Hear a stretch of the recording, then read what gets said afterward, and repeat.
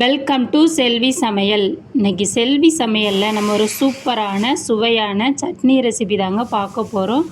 ரொம்ப டேஸ்ட்டாகவும் எம்மியாகவும் இருக்குங்க. 4 இட்லி சாப்பிட்றவங்க கூட 8 இட்லி சாப்பிடுவாங்கங்க. அந்த அளவுக்கு சூப்பராகவும் சுவையாகவும் இருக்குங்க.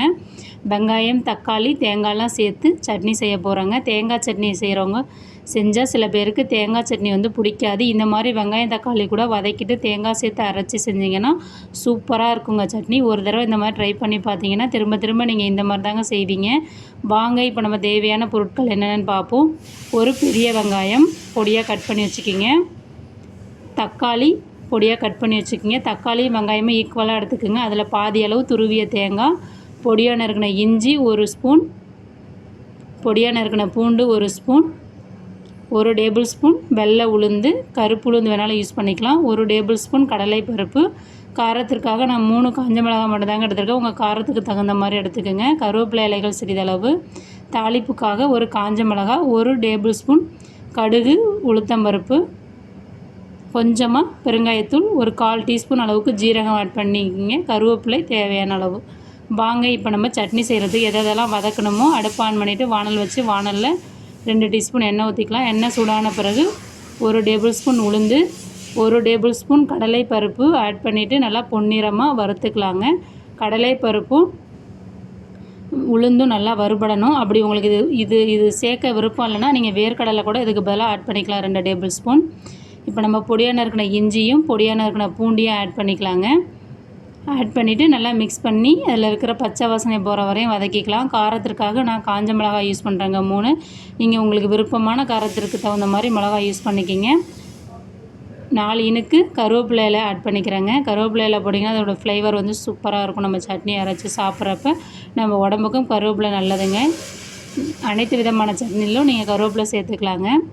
இப்போ நம்ம பொடியாக நறுக்கி வச்சுருக்கிற ஒரு பெரிய வெங்காயத்தை ஆட் பண்ணிக்கலாம். ஆட் பண்ணிவிட்டு வெங்காயம் கண்ணாடி பதம் வர வரையும் வதக்கிக்கலாங்க. ஒரு 1லேருந்து 2 நிமிஷம்.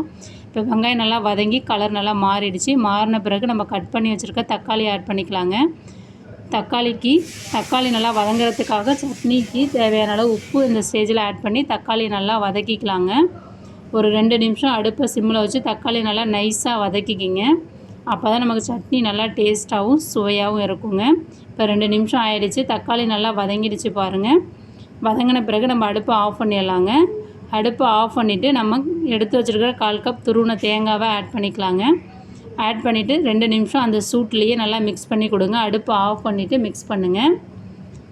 இப்போ நல்லா தேங்காயை மிக்ஸ் பண்ணி விட்டோம். இதை ஒரு பிளேட்டுக்கு ட்ரான்ஸ்ஃபர் பண்ணி ஆற விட்டுக்கலாங்க. இது நல்லா ஆறட்டும். ஆறின பிறகு தான் நம்ம மிக்ஸி ஜாரில் சேர்த்து அரைக்கணுங்க. ரொம்ப நைஸாக அரைக்க வேணாம், குறப்பாக அரைச்சா செம்மையாக இருக்குங்க இந்த சட்னி. வாங்க இப்போ நல்லா ஆறிடுச்சு. ஆறின பிறகு நம்ம எந்த மிக்சியில் அரைக்கிறோமோ அந்த மிக்சியில் நம்ம ஆற வச்சுருக்கிற வெங்காயம், தக்காளி, தேங்காய் இந்த கலவையை ஆட் பண்ணிக்கலாங்க. ஆட் பண்ணிவிட்டு ஒரு 1/4 கப் அளவுக்கு தண்ணி நான் அதை அலசிட்டு சேர்த்துக்கிறேங்க. உங்களுக்கு கெட்டியாக வேணுன்னா அதுக்கு தகுந்த மாதிரி அரைச்சிக்கிங்க. கொஞ்சம் தண்ணியாக பிடிக்குன்னா கொஞ்சம் தண்ணி எக்ஸ்ட்ரா சேர்த்து அரைச்சிக்கலாங்க. நான் கொஞ்சம் கெட்டியான பதத்துக்கு தாங்க அரைக்கிறேன். இப்போ சட்னி நல்லா பாருங்கள், குறப்பாக சூப்பராக அரைச்சி எடுத்துகிட்டு வந்துட்டேங்க. இதை நம்ம ஒரு பவுலுக்கு ட்ரான்ஸ்ஃபர் பண்ணிக்கலாம். வாங்க இப்போ நம்ம சட்னியை தாளிச்சிடலாம். தாளிப்புக்காக அடுப்பு ஆன் பண்ணிவிட்டு ஒரு வானலில் 2 டீஸ்பூன் எண்ணெய் ஆட் பண்ணிக்கிறேங்க. எண்ணெய் சூடான பிறகு 1 டேபிள் ஸ்பூன் கடுகு, உளுத்தம்பருப்பு ஆட் பண்ணி பொரிய விட்டுக்கிறேன். அது கூட கொஞ்சம் ஒரு 1/4 டீஸ்பூன் அளவுக்கு ஜீரகம் சேர்த்திங்கன்னா அதோடய ஃப்ளேவர் நல்லாயிருக்கும். ஜீரகம் நம்ம உடம்புக்கும் நல்லதுங்க. பெருங்காயத்தூள் சிறிதளவு ஆட் பண்ணிவிட்டு அதையும் நல்லா பொரிய விட்டுக்குங்க. இப்போ இது கூட ஒரு பட்டை மிளகாய், வரமிளகான்னு சொல்லணும்னா அது கிள்ளி 1 மிளகாய் ஆட் பண்ணிவிட்டு கருவேப்பிலை இலைகள் சிறிதளவு சேர்த்து நல்லா பொரிய விட்ட பிறகு அடுப்பை ஆஃப் பண்ணிடலாங்க. இப்போ நமக்கு தாளிப்பு தயாராகிடுச்சு. இந்த தாளிப்பை நம்ம அரைச்சி வச்சுருக்கிற தக்காளி, வெங்காயம், தேங்காய் சட்னியில் ஆட் பண்ணிக்கலாங்க. ஆட் பண்ணிவிட்டு மிக்ஸ் பண்ணிவிட்டு இட்லி, தோசை எல்லாத்துக்கூடயும் வச்சு சாப்பிட்டா சூப்பராக இருக்குங்க. அடை, தோசை எல்லாத்துக்குமே செம்மையாக இருக்கும். இந்த மாதிரி தேங்காய் சேர்த்து செய்கிறப்ப உங்களுக்கு திகட்டாத நீங்கள் சட்னி சாப்பிட்லாங்க. ஒரு சில பேர் தேங்காய் சட்னியாக 2 இட்லினா 1 இட்லி தான் சாப்பிடுவாங்க, கம்மி பண்ணி சாப்பிடுவாங்க. ஆனால் இந்த மாதிரி நீங்கள் அரைச்சி தேங்காய் சேர்த்து கொடுக்குறப்ப 2 இட்லி சாப்பிட்றவங்க கூட 4 இட்லி சாப்பிடுவாங்க. அந்தளவுக்கு சுவையாக இருக்குங்க. இதே மாதிரி நீங்களும் உங்கள் வீட்டில் செஞ்சு சாப்பிட்டு பார்த்து எப்படி இருந்ததுன்னு சொல்லுங்கள். நம்ம சேனலை லைக் பண்ணுங்கள், ஷேர் பண்ணுங்கள், சப்ஸ்கிரைப் பண்ணுங்கள், கமெண்ட் பண்ணுங்கள். Thank you very much. நெக்ஸ்ட் வீடியோவில் பார்ப்போம்.